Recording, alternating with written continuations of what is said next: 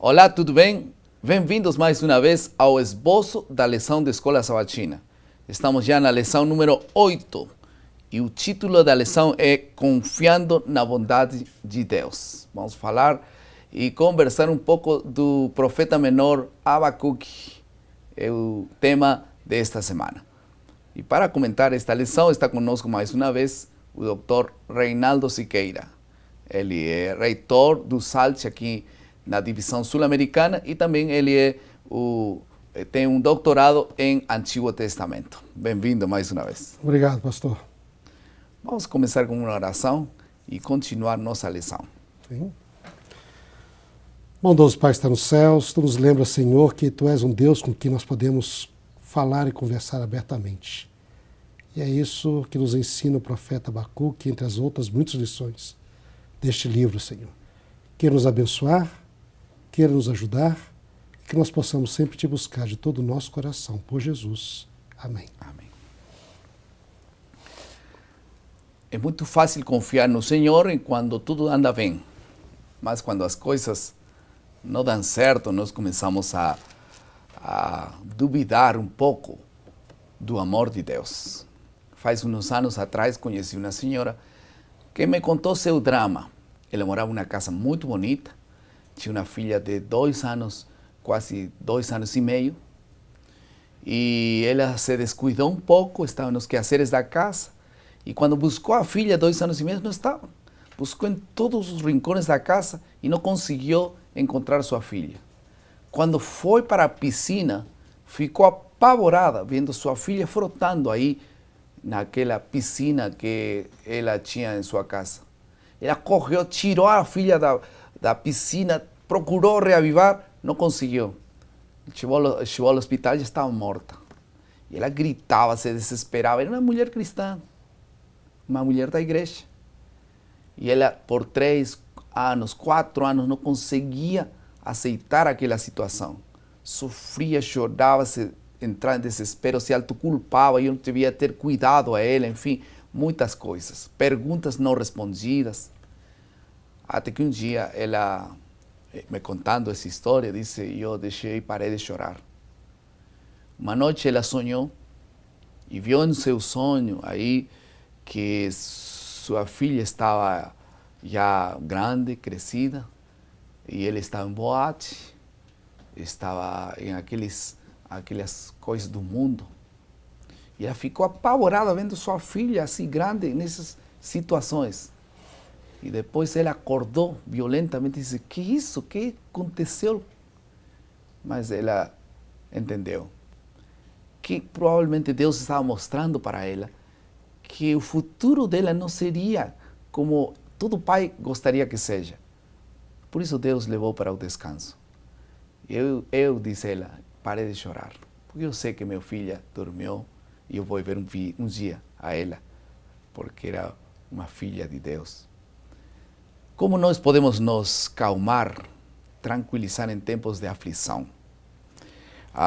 O foco da lição desta semana é aprender a olhar além das condições prevalecentes e reafirmar a fé na bondade de Deus. Como nós podemos reafirmar a bondade de Deus em meio de tempos difíceis? Essa será a lição e o foco que estudaremos nesta semana.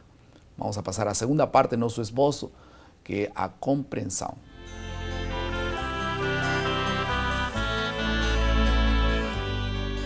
Três assuntos nós abordaremos nesta parte da compreensão. Em primeiro lugar, o contexto em que foi escrito o livro de Abacuque.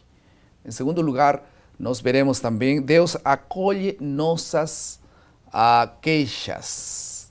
Nós temos muita coisa que falar para Deus. Deus acolhe, Deus escuta. E em terceiro lugar, confiança no Senhor nos tempos de demora. Quando as coisas demoram em resolver-se, o que Deus tem para nos dizer? Vamos para a primeira parte então. Dr. Siqueira, qual era o contexto do tempo de Abacuque? Quais eram aquelas queixas que eles tinham? Olha, o Abacuque é um dos livros que nós não temos dado preciso de quando ele foi escrito. Mas pelo contexto do tema, do assunto, provavelmente Abacuque ele reflete o período de Judá, na época do rei Manassés. Então lembrar aqui que isso já estamos à volta do ano 680 antes de Cristo. Então o que aconteceu? Já há algumas décadas, Samaria, Reino do Norte, já tinha sido destruído pelos assírios. Na Judá havia um bom rei, o rei Ezequias, que foi um bom rei, seguiu a Deus de todo o coração. Temos a história dele na história lá do profeta Isaías, né? Mas depois de Ezequias veio Manassés, que este foi o pior rei da história de Judá. De Judá. Pior que o rei Acás, anterior a ele. Ele matou os profetas. Acás não tinha matado nenhum profeta. Mas diz que Manassés ele encheu Jerusalém do sangue dos profetas. Que coisa. De um canto a outro. Diz que ele matou até o primo dele, Isaías. Já era um homem idoso na época. Isaías, o profeta? O profeta Isaías. Manassés teria matado Isaías. A tradição judaica diz que o colocou no tronco e o cerrou no meio. Não é? E matou assim seu primo. Diz que Manassés ele andou seguindo, ele fechou o templo, não havia mais culto no templo. Não é? Eles adoravam os deuses pagãos, fazia tudo o que se podia imaginar, consultava os médiuns, necromantes, os espíritos. Uau. Não é? E ele realmente aboliu a religião de Deus na Judéia e só adorava aos ídolos, aos deuses, às estrelas, e fazia o que havia de pior ele podia fazer. Então, Abacuque se queixou dessas coisas. Exatamente. Nessa época, então, Abacuque ele diz assim, mas Senhor, até quando que eu vou gritar violência e o Senhor não vai ouvir? Não é? Até quando que o Senhor vai ter paciência com a iniquidade desse povo? A situação está terrível, Senhor. O Senhor não se manifesta? Então aquela situação de um crente que vê o mal imperando e fica preocupado porque não vê Deus agindo. E Abacuque então reclama que Deus não estava agindo nos seus dias. E ele reclama abertamente com Deus. Então, aí no capítulo número 2 de Abacuque, Deus acolhe as queixas dele, né? Sim. E responde. Que respondeu Deus? Ele vem a resposta desses 2 primeiros capítulos, Deus responde que ele deveria esperar. Porque Deus está fazendo algo, isso ainda no capítulo 1, que se alguém contasse ele não ia acreditar. Ele estava trazendo os caldeus para destruir Judá. Mas daí Abacuque se queixa novamente. Ele diz, mas Senhor, ele diz aqui, o perverso, pior do que nós, vai devorar aquele que é mais justo do que ele? Mas os caldeus, eles são piores do que a gente. Deus fala assim, não, calma. Ele diz lá, escreve essa visão. Né? Escreve com letras bem grandes. Anuncia que está vindo o destruidor.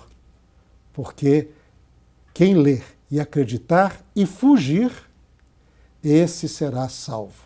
Não é? E aí nós temos um verso que vai introduzir um dos temas importantes de Abacuque, que diz, o justo viverá pela sua fé.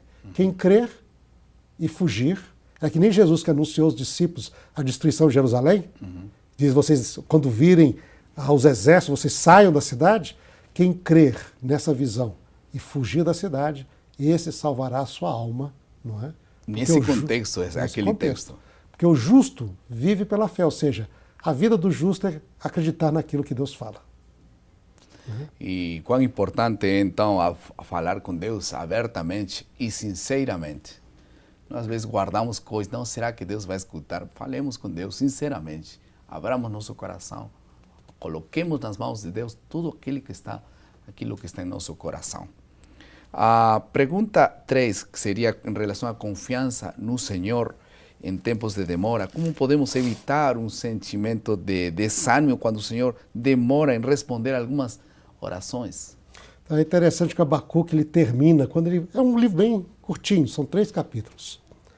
E depois, quando ele vê claramente o que Deus iria fazer, ele diz assim, nesse salmo, né? Porque é um salmo dedicado ao mestre de canto, instrumento de cordas, que é uma oração dele, diz a oração do profeta Abacuque, sob a forma de um canto, ele diz assim, tenho ouvido, ó Senhor, as tuas declarações, o juízo que o Senhor vai trazer, e me sinto alarmado. Estou assustado. Não é? Aviva a tua obra, ó Senhor, no decorrer dos anos. E no decurso dos anos, faze-a conhecida. E na tua ira, lembra-te da misericórdia. A revelação que ele recebeu toda era da ira de Deus. Mas ele tinha confiança de que mesmo em meio à ira, que nem Davi um dia falou, porque o Senhor não nos trata segundo os nossos méritos, senão nós seríamos destruídos. Mas Deus nos trata segundo as suas muitas misericórdias. E aí ele termina dizendo, né, que ele ouviu isso e ficou comovido. Né? E daí disse, finalzinho desse salmo, ainda que a figueira não floresça, ainda que não haja fruto na vide, que o produto da oliveira minta, né? Que os campos não produzam mantimento, que as ovelhas sejam arrebatadas do aprisco, nos currais não haja gado. Ou seja, ainda que sejamos destruídos, todavia eu me alegro no Senhor, exulto no Deus da minha salvação, porque o Senhor é a minha fortaleza e faz os meus pés como a corça e me faz andar altaneiramente, de uma maneira alta, confiante. Ou seja, se nós confiamos em Deus, ainda que todas as coisas andem cada vez pior, aquele que confia em Deus ainda terá o auxílio de Deus e a vitória do Senhor. E Deus renova as forças, né? E Deus faz que as asas, como diz o texto, ainda que estemos cansados, Deus renova as forças para caminhar em meio dessas dificuldades. Vamos a passar à terceira parte do nosso esboço, que é a confirmação e é também a aplicação do nosso tema.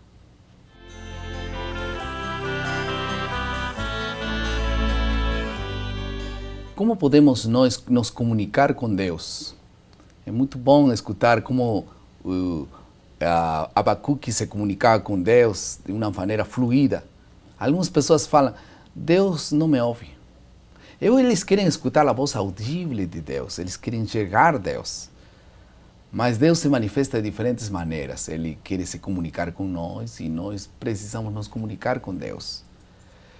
A melhor maneira de comunicar-nos com Deus é a oração. Nós conversamos com Deus, mas não é só falar, é também ouvir. Mas Deus não fala. Muitas vezes Ele fala de diversas maneiras. Nossa consciência avivada, nossa perspectiva melhora, nossos ouvidos estão abertos através de diferentes meios. Deus fala, mas nós temos que aprender a afinar nossos ouvidos para ouvir e também para falar com Deus. Como disse nosso amigo Miguel Pinheiro, Deus fala em som digital muitas vezes, e com forma muito clara, de diferentes maneiras, que Deus nos permita ouvir a voz de Deus, os juízos de Deus, as advertências de Deus, para que possamos então estar em pé aquele grande dia, quando Deus venha e julgue o mundo. Vamos a passar à quarta parte do nosso esboço, que é a criatividade.